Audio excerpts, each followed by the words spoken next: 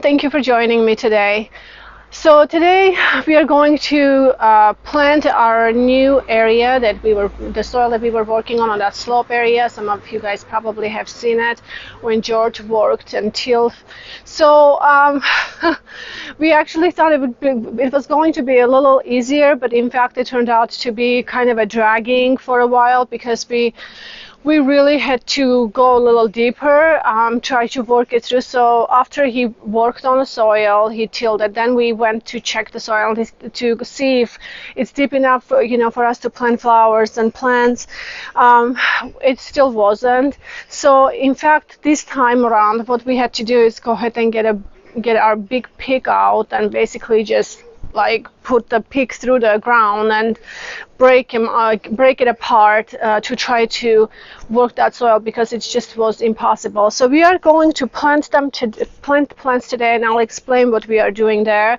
But you probably see us still breaking in some areas because the ground is still not really, that plantable in areas, let's just say. So anyway, let me tell you first what we are going to plant today. So I came up with some ideas to plant some evergreen bushes, because let's just go here and I can show you what we are talking about. So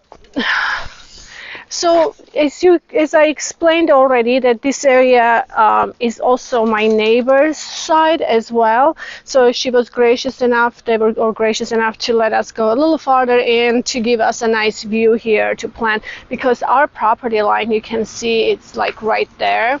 So from here down, literally our property line is actually probably about this little, and then kind of goes the other way. So but we cleared out this entire area, and what I'd like to do is plant some evergreen plants, because I'd like to have a little bit of a privacy here as they grow, and also they will have a nice structure in the winter time, and they will not drop their leaves. It's a nice specimen or element to have. This area will give a little bit of separation for us. So I went with Photinia. Photinias are really beautiful, and they go up about 7 feet tall, probably about 4 feet wide. You can prune them, any way you want. So they can be bushy. You can shape them in any way you like. So, but I think I probably will let them, get a little taller, so kind of give a nice, privacy in this area. So I decided to go with 3 Photinias. I already placed them because I was kind of trying to figure out what I want to do here. So there is 1, there is 2, and then there is 3. I think I want to go to that corner, and these guys will be evergreens. So then I want to plant 2 crepe myrtle. So these are crepe myrtle, and I had one in my garden. It's still growing for longest time, but it has a beautiful color of the leaves. It's here, I can show you, like this one. So so I ordered these crepe myrtles, and one came up when I took it out of the box. One was in really nice. The other 2 were broken, and I decided to call the company. But then I talked to my mom, and I talked to the company, and but then I talked to my mom about it, and my mom looked at it and she said, they will grow anyway, so don't even worry. The tops were broken, probably about like this much, but you can see they're already bouncing back. You can see they're already getting bushier and bouncing back. So their foliage is going to be green as they grow, but then as they age, this is going to be the color. So we will have a nice texture here, nice color variation, because it will be almost block really. So this is a variety of crepe myrtle variety, is block salad hair, a variety of, and red hot. So they go up about 1.5 to 2 meters, and they have absolutely beautiful. And I'll show you a picture. I have the tag there. But anyway, they have a beautiful, you know, like a hydrangea looking, shaped, kind of cone shaped, beautiful red flowers. And so Photinias will have, you know, right now they don't have much coloration on the tips because they've been kind of in a shady area. But as the sun hits them and they start maturing, they will probably they will have kind of a red tip. So this variety called Red Robin, Fraser Red Robin, and so it will have a nice red tips on the end. So if you want them to be bushy, we can also trim them so they will start thickening. So they will have side shoots, so they will get a more you know, bushier. Will have a bushier look to themselves. But these ones, I think I'm going to basically alternate between these three Photinias, but they can be, you know, they could get large, so I'm trying to be cautious about it. I actually have 3. I might plant the other one somewhere else because you know, I looked at it and I'm like, I think the 2 probably, because these guys will get big too, and having these ones also will get big. But my idea of this slowberry, because it's such an issue, I'm thinking to have to plant you know, plants that are going to get almost helping each other to support, get really thick, and thick kind of area where everything will just fill in and hopefully support each other, because I don't want, what I don't want to happen is kind of everything just tips over from the slope down kind of this way. But if I plant them close to one another as they mature, hopefully they will give each other a support. Oh my goodness, this fly. So hopefully they will support each other to stand up and nicely. So I can, so I'll show you what other ideas I had for this area. I don't know how I'm all going to cooperate, like incorporate the word I'm looking for, incorporate together, how it's all coming together, going to come together. But I'll show you what I had in mind, and then we'll just go from there. So we have 3 Photinias. I have 2 black solid hair, crepe myrtle, red hot. So we just placed containers. These containers were sitting in our pergola area for the longest time because I had idea of maybe planting hydrangeas there and keeping them blue color, which was going to be really nice. But then I decided, since I'm not really ready to you know, work on that project yet, just kind of, it's on a pause for the moment, I decided to just bring the containers here because I know that I would like them here for sure. They will have a nice elegant you know, will give a formal look to this area, which is you know, kind of a strange area, but it will bring a nice formality here. So, and I think I'm not going to plant up these containers today, but I think I'm going to plant probably roses in these containers, and I'll tell you in a little bit what I'm kind of looking to do here. So we have these guys. Then I went with my first David Austin roses. I'm really excited about these roses. For longest time, I'm like, okay, what's the big deal about these roses? So because everybody just talks very highly about David Austin roses, and I've been such a hybrid tea person for so long. It's like it's been really hard for me to break away from beautiful hybrid tea rose, because I always been, no, I just want hybrid tea in my garden. And so I decided to go with David Austin roses. So my first David Austin, and I have to say, I am so in love with these roses that you will probably see me planting many of them because they have just an amazing color variations. But for this area, I chose David Austin Rose, Poet's Wife. and it has a beautiful yellow, creamy yellow color. It starts with a little more intense yellow, and then it fades into this beautiful creamy yellow color. So I have 4 David Austin roses here. Oh, here you can see, like, this one has a little more intense yellow right here, and then it kind of fades into the more creamy yellow. So I have 4 of these guys that I'm thinking to plant. Let's just take them here. So 4 David Austin.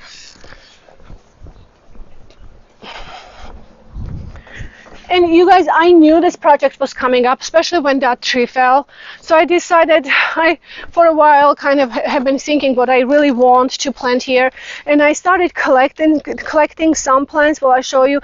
In the pergola area, it's been kind of my storage area for the moment, because anything that came, I ordered earlier, I started planting them in that area because I just had space.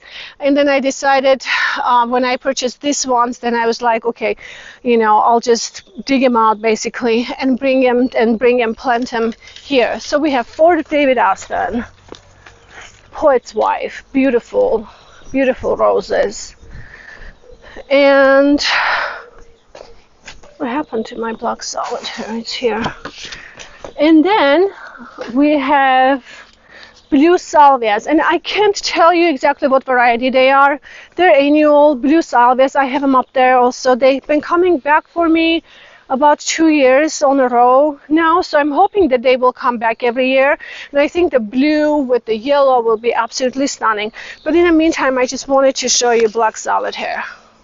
So it will have a nice, beautiful, almost block leaves with the red blooms. I think it's going to be really pretty, and it will go really nice with the blues and the yellows, I think, in this area as a composition. So, okay, so after the blue salvias, let's just go up to the pergola area, and I can show you some other plants that I've been collecting for this project. And I'm not sure if I can incorporate all of it in this area, but I just been kind of had these ideas, collecting everything, the colors and stuff. And bonsoir. Filmez, oui. And so we are going to, and I'll show you what we have. Okay, let's go this way.